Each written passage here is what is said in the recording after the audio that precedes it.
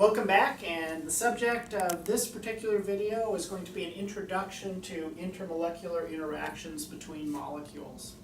So as we talked about in class, intermolecular interactions are actually going to be attractions between molecules. Okay, so we said in class that some molecules have a tendency to be a little bit sticky, so they have a tendency to stick to each other better, whereas other molecules, things like carbon dioxide, which is the example we used in class, have a tendency not to stick together very well. And much of this has to do with interactions due to polarity of the overall molecule, as we're going to see in just a moment.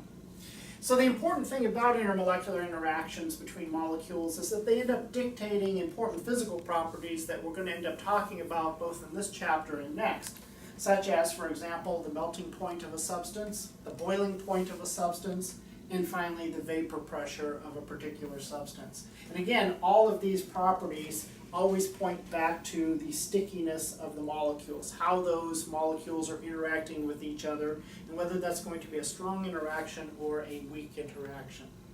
So what we want to look at next are the various types of intermolecular interactions, and then we're going to come back and we're going to talk more specifically about them. So let's just go over the types quickly here. So as we go from the weakest to the strongest, we're going to have London dispersive forces. So these are either called sometimes London forces or dispersive interactions, or sometimes London dispersive interactions or forces. Next up is going to be dipole-induced dipole, a little bit stronger. Stronger yet is ion-induced dipole. Stronger yet is dipole-dipole interaction.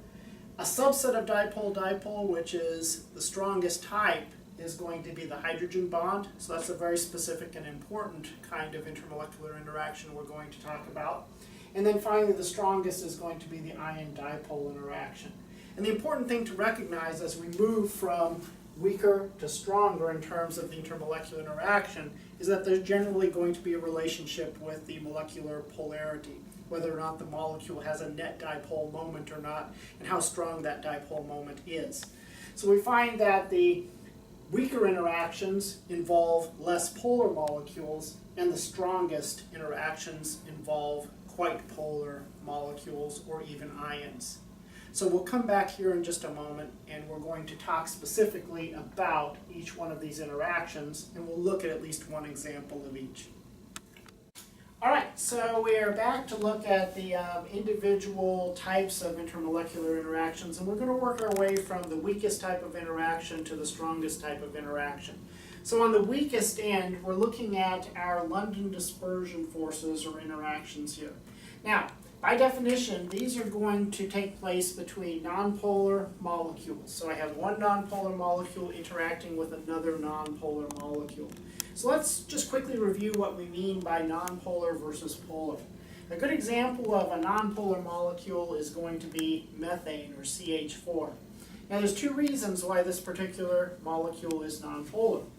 The first is that we have to look at the polarity of the individual bonds involved. So if I were to focus on an individual bond here, such as this carbon-hydrogen bond, what I'd be looking for is difference in electronegativity between carbon and hydrogen. And as it turns out, carbon and hydrogen do have different electronegativities, but they're actually very close to one another. So carbon turns out to be just a little bit more electronegative than hydrogen is, but again, the difference between the two is actually going to be quite small. So we might be able to say that there's a very small bit of polarity in this carbon-hydrogen bond, but not a great deal. Now the other factor we have to take into consideration here is going to be the geometry of the molecule itself. Now if we use our VSEPR rules, we're going to see that CH4 is going to take a tetrahedral geometry. And I've actually drawn this as a tetrahedral geometry in this case. And what we find is due to the symmetry of the molecule, we're going to see that each of the individual bonds is actually going to cancel across. So we see that these individual bonds, if there is any polarity there, those polarities are going to cancel each other because of their equality, and as a result, the overall molecule is considered to be nonpolar. We could say the very same thing about this particular methane molecule over here. So the question then is, if there's really no net dipole moment on the molecule, how can the molecule end up attracting another methane molecule? Well, as it turns out, we have a way of doing this, and these are the London dispersion interactions that I was talking about. So what I'm going to do here is I'm going to essentially take each one of these molecules and I'm going to write or draw a circle around it to show that essentially atoms, or rather the electrons within the atoms and within the bonds, have the ability to move. So you can imagine an electron being able to move sort of from a hydrogen to a carbon across the bond here. So there's a little bit of movement of those electrons.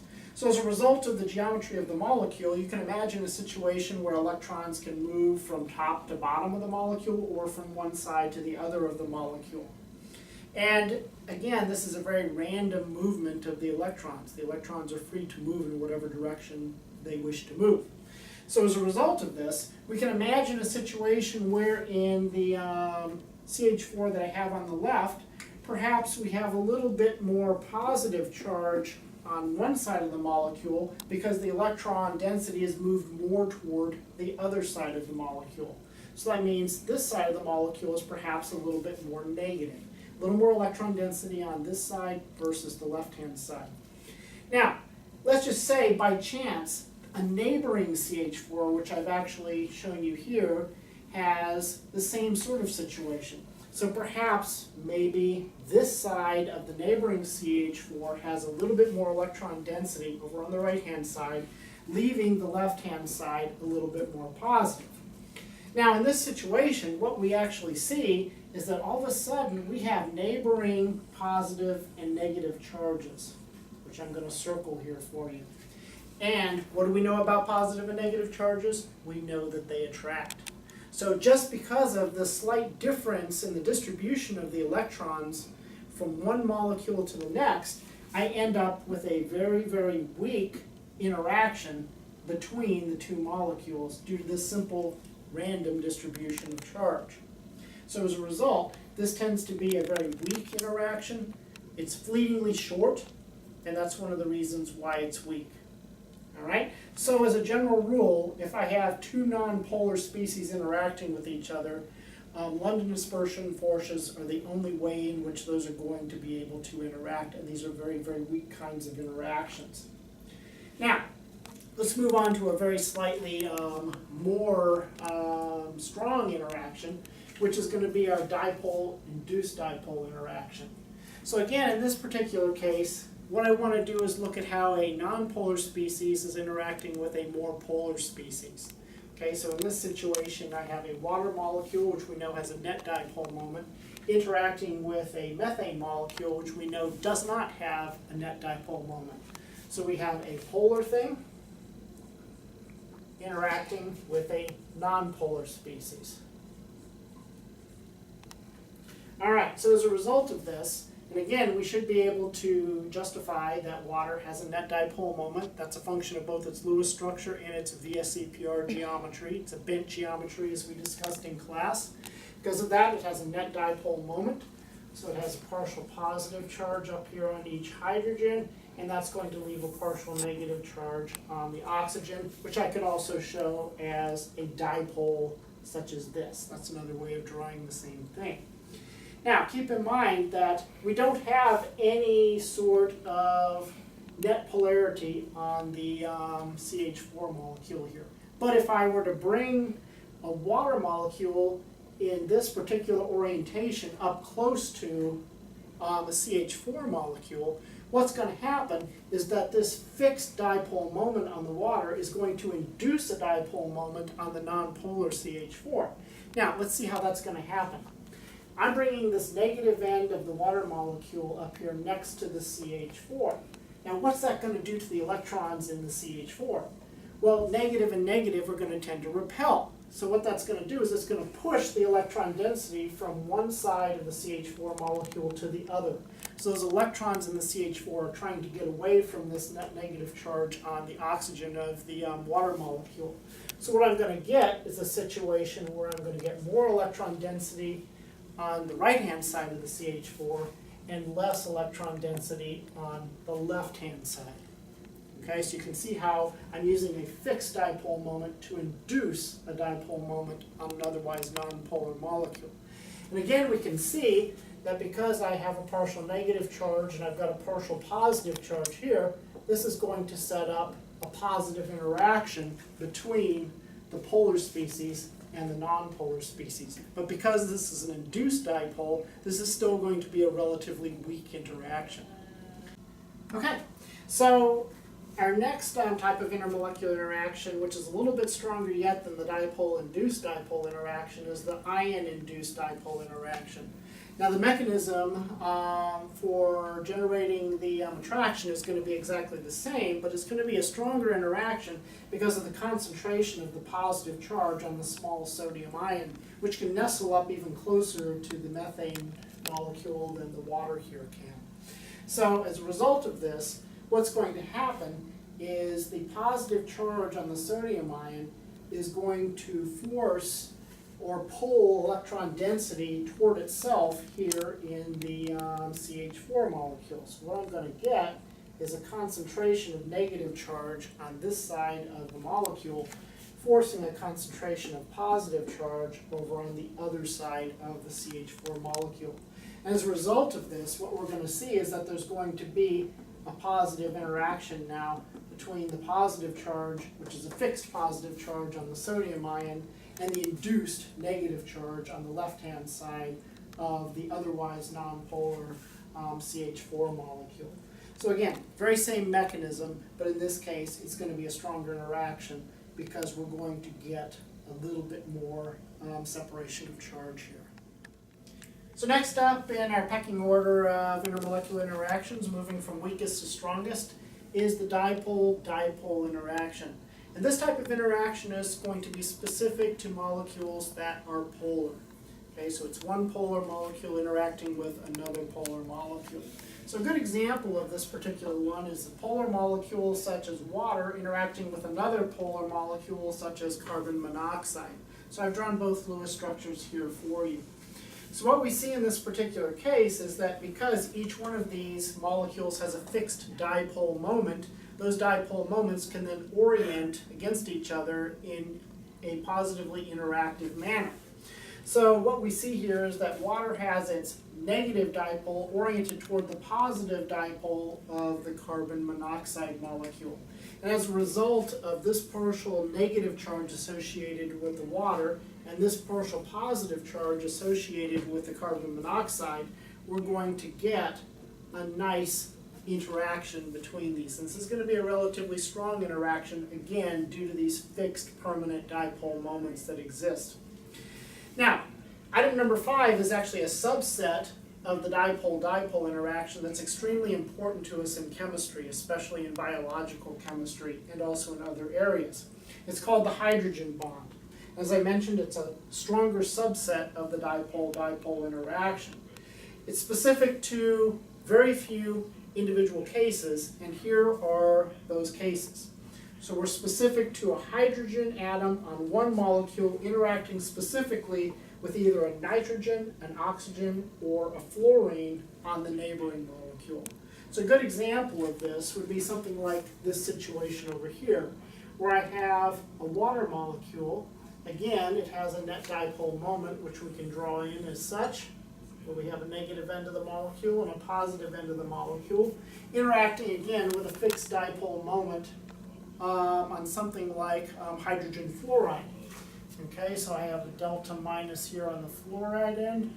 I've got a delta plus here on the hydrogen end. So we could actually draw our fixed dipole moment here as such. All right. Now, as you can see, I've got the same sort of interaction going on here, where I have a positive dipole on one molecule interacting with the negative dipole on the other molecule. Need a little plus in there. There we go. So what makes this a fairly unique situation is the fact that the hydrogen, because it's relatively small, can nestle its way up close to one of the most electronegative atoms in the periodic table. So this has to do with the tininess of the hydrogen atom being able to get up close to a very electronegative element. Now remember, based upon our electronegativity rules, what are the three most electronegative elements? They're nitrogen, oxygen, and fluorine. So that's why this is such a strong interaction. Because of the electronegativity here, we have a large negative charge on the fluorine here, interacting with a relatively large positive charge on a very tiny hydrogen that can nestle its way in very close to that fluorine atom. So that's why this is such a strong interaction. And then finally, the very strongest interaction that we have to consider is the ion-dipole interaction. And this is a situation where we have a specific ion interacting with a polar molecule. And again, this is a strong interaction because the ion represents a great deal of concentrated charge. So notice that that's a unit of positive charge. It's not a partial charge. So as a result, we're actually going to get a very strong interaction if I can align this up against the negative dipole moment of, say, a water molecule. So we'll draw that in here. So I have the negative end of the water molecule, positive end of the water molecule facing away. So as a result, we're going to get a strong, strong interaction between this concentrated positive charge and the strong negative dipole associated with the left-hand side of the water molecule. Now, this is again a very important kind of interaction because it's how we explain how soluble salts get dissolved. This is something that we talk about back in bonding when we talk about soluble salts. And you remember a situation like this where I can have a positive ion that was once part of a crystalline lattice, and the way we keep that ion dissolved is we actually surround it by a solvent sphere, where each one of these dipoles here represents a water molecule with its negative end oriented inwards toward the positive ion. As a result of that, what we're essentially doing is we're stabilizing this ion and we're shielding it from finding a counter ion so that those two ions can come back together to form the solid. So that takes care of intermolecular interactions. We'll work more on this in class, do some problems, and we'll see you next time.